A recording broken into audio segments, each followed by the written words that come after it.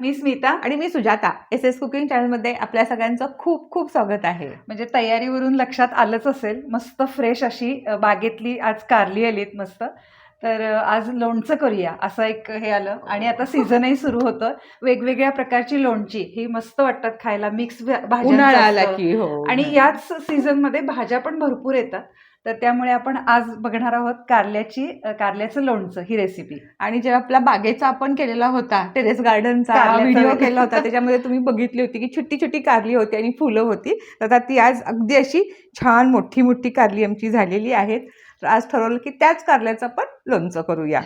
तर आता हे सगळे आम्ही स्वच्छ धुवून घेतलेत, परत एकदा पाण्यात थोड्या वेळ ठेवलेत आणि आता आपण हे सगळे अगदी छान टिपून घेणार आहोत. म्हणजे ह्याला पाणी अजिबात नको. 10 ते 15 मिनिटं आपण ह्याला टिपून फॅन खाली ठेवणार आहोत. म्हणजे काय होतं की सगळं पाणी त्याचं निघून जातं.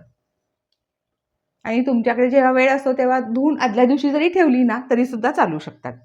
आपण सगळी कारली स्वच्छ धुवून पुसून 10 ते 15 मिनिटं फॅनच्या खाली ठेवून अगदी कोरडी करून घेतलेत. कारण लोणचं म्हटलं की पाण्याचा अंश अजिबात नको. आपला व्हिडिओ करायचा आहे म्हणून आपण आत्ता तुम्हाला दाखवण्यासाठी केलं, पण तुम्ही करताना अगोदर आदल्या दिवशी सुद्धा धुवून ठेवून त्याची अगदी कोरडी करून घ्या.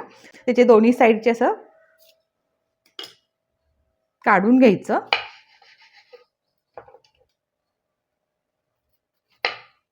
कारण हे अजून जास्त कडू असतं. सेंटरला असं कापून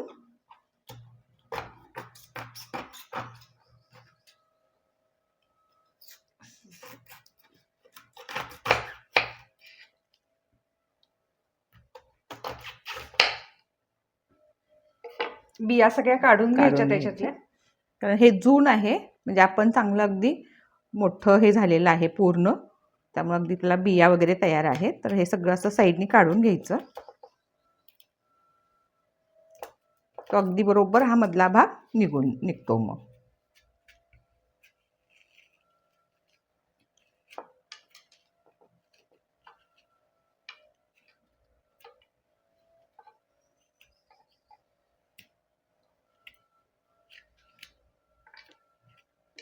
हे सगळं असं आपण पूर्ण काढून घेतला मधला भाग.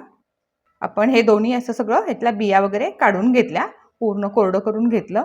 याला परत आपण एक मध्ये असा म्हणजे कट देऊया. कोणत्याही आकारात तुम्ही ह्याचा शेप कापू शकता. गोल चकत्या केल्यात तरी हरकत नाही, किंवा ह्याच्या लांबट केल्यात तरी हरकत नाही, किंवा ह्याचे दोन म्हणजे मला असं वाटतं की जेवढे तुम्ही लांब कराल तेवढं कारलं खायला खूप जड जातं आणि कडू असल्यामुळे थोडासा अख्खा पीस तो खाल्ला जातो. मुळातच त्याचा गुणधर्म थोडासा कडू असल्यामुळे एवढी अख्खी फोड खाल्ली जाईल का? तर त्यापेक्षा अशा जर छोट्या छोट्या फोडी करून त्याचं लोणचं केलं ना तर ती फोड बरोबर पोळीच्या घासामध्ये मस्त बसते आणि ते खाल्लं जातं. त्यामुळे आपण हे असं छोट्या छोट्या ह्याचे आणि पीसेस पातळ करूया. पातळ स्लाइस करायचे.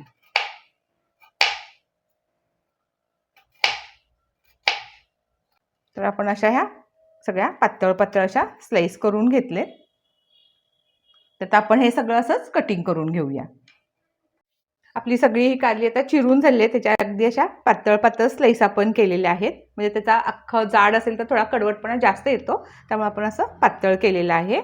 तसं सगळं हे बिया वगैरे काढून स्वच्छ आपण हे करून घेतलेले आहेत. आपली गार्डनमधली असल्यामुळं ही आपण 5 कारली घेतली होती, त्याचं वजन आपलं अर्धा किलो भरलेलं होतं. आता हे झालेलं आहे एक काम आपलं मेन जे होतं ते. त्यानंतर आता आपण लिंबू कापून घेणार आहोत. त्याच्यामध्ये लिंबू घालणार आहे आणि हिरव्या मिरच्या. 2 लिंब घेतलेले आहेत, याचे पण पातळ पातळ स्लाइस करूया. आणि 5 ते 6 हिरव्या मिरच्या त्या पण चिरून घ्यायच्या.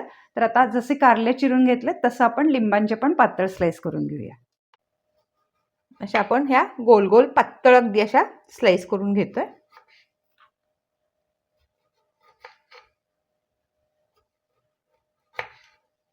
अगदी अशा मस्त पातळ पातळ स्लाइस ती होत पण आहेत. लिंबाची जी काही स्लाइस आहे ती खाल्ली जाते. आपण सगळ्या लिंबाचे असे छान पातळ स्लाइस करून घेतलेले आहेत. ह्याच्या ज्या बिया आहेत त्या सगळ्या अशा काढून घ्यायच्या, कारण बियानी परत कडवटपणा येतो. तर सगळ्या ह्याच्या आपण ह्या बिया काढून घेऊया.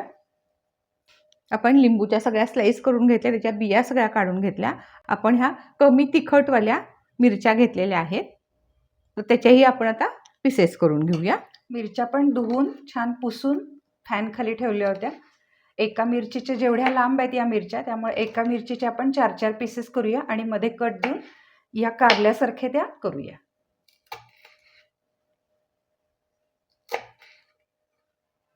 थोडासा त्याचा तिखटपणा पण त्याच्यामध्ये उतरेल. आपण लिंबूचे आणि मिरच्याचे असे कारल्यासारखे सेम असे तुकडे करून घेतलेले आहेत. आता हे सगळं तयारी आपली सगळी झालेली आहे. तर आता आपण कारल्याला थोडंसं मीठ लावून ठेवूया, म्हणजे असं भरपूर त्याला मीठ लावून ठेवायचं आणि त्याला जे पाणी सुटलेलं असतं ते सगळं काढून म्हणजे घ्यायचं आहे. कडवटपणा त्याचा कडवटपणा कमी होतो. होतो. मग कारल्याला आपण मीठ लावून ठेवूया 2 चमचे. म्हणजे काय होतं, त्याला थोडंसं पाणी सुटतं एक 10-15 मिनिटांनी. आता 2 चमचे आपण त्याच्यामध्ये मीठ घालूया.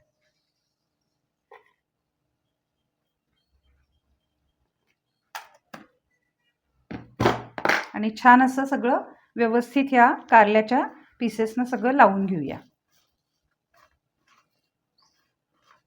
खरं तर कारल्याचा गुणधर्मच आहे की कडू कारलं, पण त्यातल्या त्यात आपण थोडंसं मीठ लावून ठेवूया, म्हणजे त्यातला जो कडवटपणा आहे तो थोडासा कमी होतो. आणि शिवाय हे लोणचं जेव्हा मुरतं, म्हणजे लिंबाचं आपण त्याच्यामध्ये थोडासा रस घालणार आहे किंवा लिंबाच्या स्लाईस घातल्यात, त्याच्यामुळे ह्याचा काय होतं, कडवटपणा कमी होतो. पण कडू असलं तर ते तब्येतीसाठी हां, खूपच आणि छान आहे, त्यामुळे आपण केव्हाही खातोच छानच ते. लागतं ते. हो. तर आता व्यवस्थित असं सगळं लावून ठेवलंय. एक 10 ते 15 मिनिटं आपण असंच ठेवूया आणि तोपर्यंत आपण लोणच्याचा जो काही मसाला आहे तो करायला घेऊया. लोणच्याचा मसाला भाजून घेतोय. आता इथे तुम्ही लोणच्याचा तयार मसाला घातलात तरी हरकत नाहीये, पण आपण इथे तयार करून घालतोय. तर त्यासाठी आपण कढई तापत ठेवली आहे. त्याच्यामध्ये 1 चमचाभर फक्त तेल घालायचंय, कारण आपण मोहरी घालणार आहे.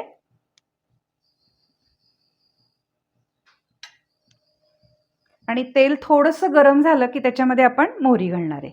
थोडंसं तापलंय तेव्हा आपण ह्याच्यामध्ये मोहरी घालूया. 1 चमचा मोहरी, 1 चमचा बडीशेप, मेथ्या घालूया आपण त्याच्यामध्ये, अर्धा चमचा मेथ्या. थोडासा गॅस बंद करूया कारण मोहरी तडतडायला लागली आहे. 1 टेबलस्पून धने. हे छान सगळं परतून घेऊया.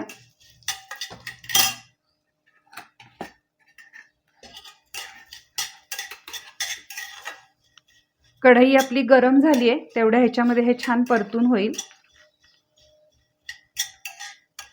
एखादा मिनिट परतल्यानंतर गॅस परत चालू करायचा आणि त्याच्यामध्ये लाल सुक्या मिरच्या घालायच्यात आणि ह्या आपण तिखटवाल्या घेतलेल्या आहेत.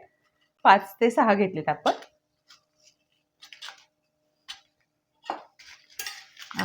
मेथ्यांमुळे असं लगेच लोणच्यांचा, मस्त म्हणजे जेव्हा आपण अगदी. रेडीमेड लोणच्यांचा मसाला वापरतो तर त्याच्यामध्ये सुद्धा मोहरीची डाळ असते, आणखीन मेथ्या असतात मुख्य. मिरच्या घातल्यानंतर आपण एखादा मिनिट फक्त त्याला हाय फ्लेमवर परतलंय. आता गॅस बंद करूया आणि हा मसाला जो भाजलेला आहे तो पूर्ण थंड झाल्यानंतर आपण मिक्सी करून घेऊया. आपण 15-20 मिनिटाला मीठ लावून ठेवलं होतं. तर छान त्याला मिठाला पाणी सुटलेलं आहे. म्हणजे काय होतं, थोडंसं कारल्याचा पण थोडासा कडवटपणा आहे तो पण निघून जातो. तो सगळा असा पिळून काढायचा.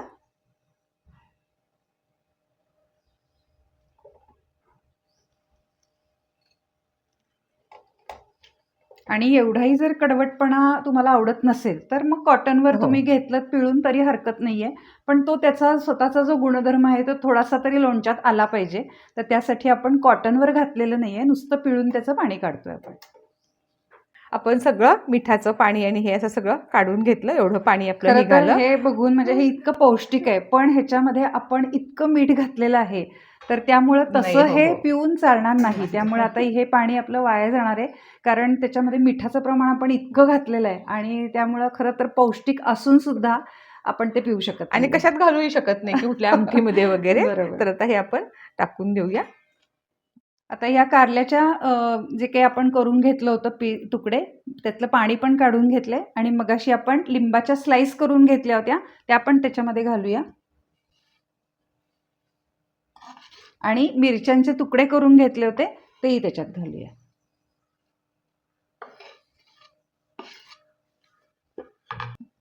आपला मसाला वाटून झालेला आहे. आता आपण फोडणी करून घेऊया. तर त्याच्यासाठी आपण पाव कप तेल घेतले. तर तेल गरम करून घेऊया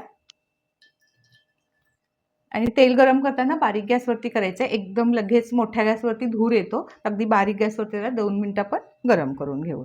मगाशी आपण मसाल्यामध्ये मोहरी घातलेलीच आहे, त्यामुळे इथे आपण मोहरी घालत नाहीये. फक्त तेल तापल्यानंतर त्याच्यामध्ये लोणच्याचा मसाला, लाल तिखट आणि हिंग आपण घालून घेऊया.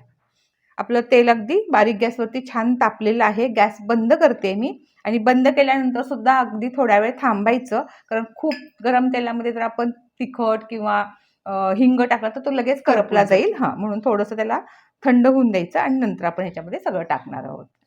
आपलं तेल आता थोडंसं थंड झालेलं आहे, म्हणजे गरमच आहे पण थोडंसं त्याचा टेम्परेचर उतरलेलं आहे. त्याच्यामध्ये आपण अर्धा टीस्पून हिंग टाकतोय, 1 टीस्पून आपण हळद टाकतोय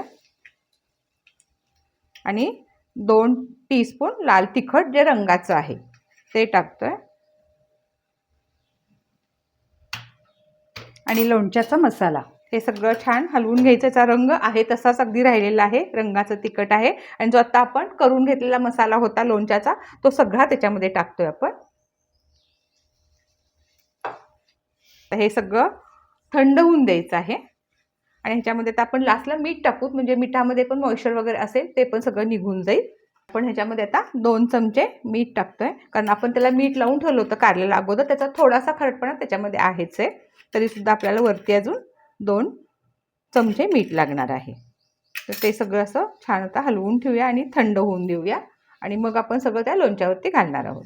तर आपला मसाला थंड झालेला आहे, तोपर्यंत आपण याच्यामध्ये 1 लिंबाचा रस घालून घेऊया.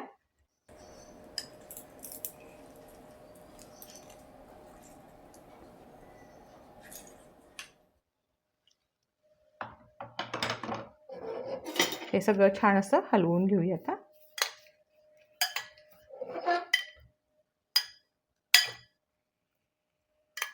त्या लिंबाच्या स्लाइसमुळे मस्त दिसतंय, दिसायला पण छान दिसतंय लोणचं आणि खायला सुद्धा खूप छान खायला लागतात पण त्या खूप छान लिंबाच्या लागेल. सुद्धा फोडी. आणि आता गार झालेली फोडणी.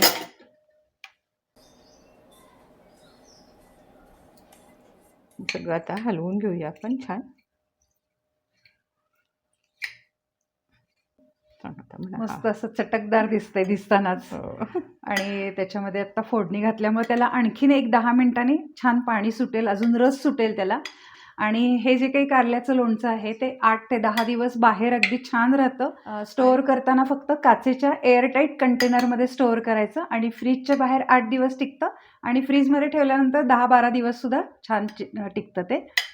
आणि घेताना मात्र याची सगळी भांडी अगदी धुवून स्वच्छ उन्हामध्ये वाळवून मगच घ्यायचे, बरणी वगैरे, म्हणजे अजिबात त्याला ओलापणा अजिबात नको आहे. टेम्पटिंग दिसतंय, फक्त त्याच्यामध्ये मिठाचं आणि लिंबाचं प्रमाण कसं झालंय फक्त थोडंसं टेस्ट करून बघते.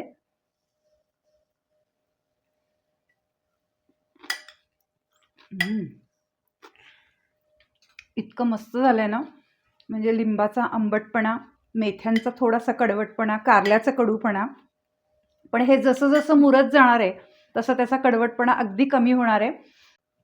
अगदी मस्त. तिनं टेस्ट बघितलीच आहे, त्यामुळे परफेक्ट सगळं झालेलं खरंच आहेच आहे. इतकं सुंदर लागतंय ना, आणि म्हणजे सगळा ताजा मसाला करून घातलाय आपण, त्यामुळे त्याची जी चव असते ती अगदी वेगळीच असते. म्हणजे त्याच्यामध्ये हो. जे धने वगैरे घातलेत ना त्याची टेस्ट इतकी सुंदर आली आहे त्याच्यात. तर आज आपण कारल्याचं लोणचं ही रेसिपी बघितली, तर तुम्ही पण नक्की करून बघा आणि आम्हाला तुमचं लोणचं कसं झालं हे नक्की कळवा. आणि आमच्या यूट्यूब, इंस्टाग्राम आणि फेसबुक या चॅनेलला नक्की लाईक, शेअर आणि सबस्क्राईब करा. आणि आमच्या SS कुकिंग चॅनलला नक्की फॉलो करा. लवकरच भेटूयात.